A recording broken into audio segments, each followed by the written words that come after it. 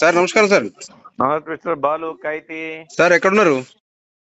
ఏడాది స్థితిలో ఉన్నాం మేము. పద్మశాలలో ఈడుంటాం మేము. అమెరికా పోయి రాజకీయం చేస్తామా? ఇక్కడ నుండి చేస్తున్నాం. అమెరికా పోయినా కానీ లైవ్ పెట్టి చేస్తున్నాడు సార్.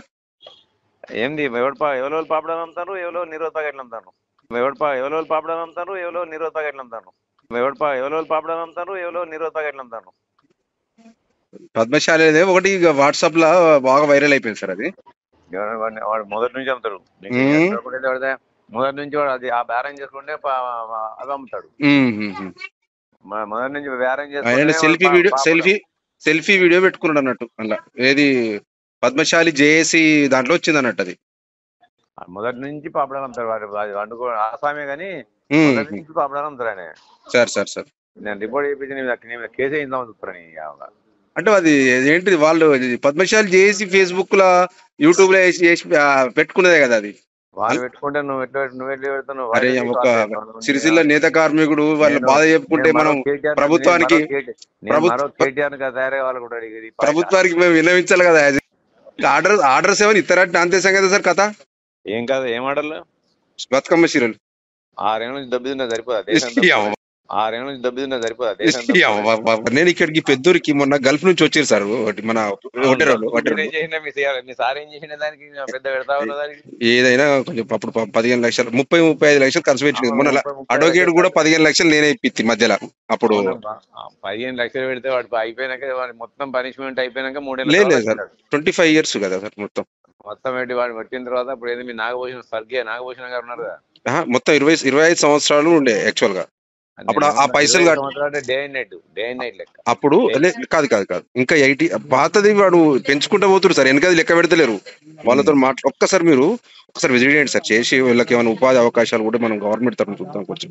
అంటే నువ్వు కేటీఆర్ చెప్పి ఏమైనా బడే ఉన్నాను సార్. అంటే 50 లక్షలు ఇప్పి పైసలని కాదు సార్ చెప్పేది వాళ్ళకు. మళ్ళీ ఉపాధి ఏమి ఇప్పిస్తారా? మీ కూడా ఉన్న ఉపాధి పోతే ఉపాధి ఇప్పి అన్న బడే ఉన్నావు నువ్వు.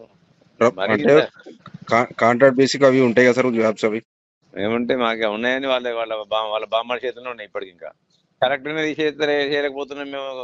ఉన్న మంచిగా పని చేసే కమిషనర్ తీసి పడదించాను. నువ్వు ఏ కమిషనర్ సార్? Municipal commissioner. వాడు మంచిగా పని చేస్తుంటే వాడిని తీసి పడదించాను కథలు రాసి.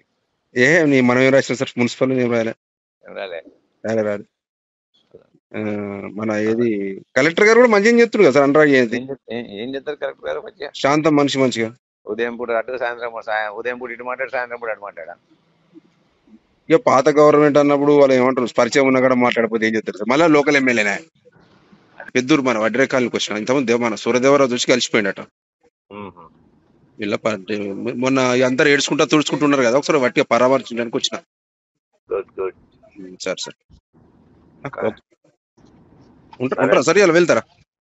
ఉంటా. ఓకే, వచ్చినాక ఫోన్ చేస్తా. వచ్చినప్పుడు వస్తే నేను మా ఆదిత్య ఇద్దరం వస్తాం. రండి సార్. ఎందుకంటే సార్ ఇది మనకు పార్టీలకు సంబంధం లేదు సార్. ఎందుకంటే మన సిరిసిల్లలో మనం కాపాడుకోలేదు ఏ పరిస్థితిలో ఉన్నా. అరే తప్పులేదు సార్. రేపు మీరు మంచి పని చేసినా కూడా మీరు మెచ్చుకునే, మీరు తప్పు పని చేస్తే తప్పనుండే బాలు అన్నట్టు అట్లా ఏముండదు. దేని దానికే కథ కాదు.